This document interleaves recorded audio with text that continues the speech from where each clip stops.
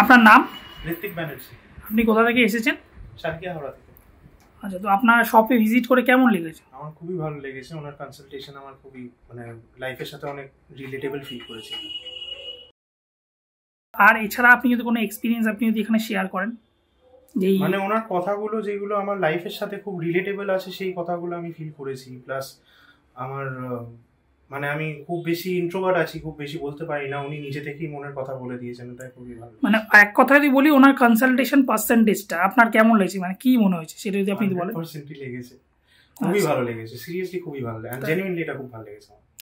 তার সাথে ওনার যে ক্রিস্টালসগুলো আপনি দেখছেন বা যেগুলো রেফার করেছে, সেটা আপনার সম্বন্ধে যদি কিছু বলেন।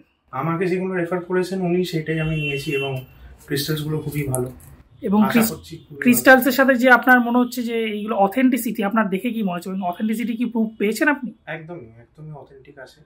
তো ক্রিস্টালিনে এলে অথেন্টিসিটি একদম গ্যারেন্টি, তাই তো? এটাই বলতে চাইছি।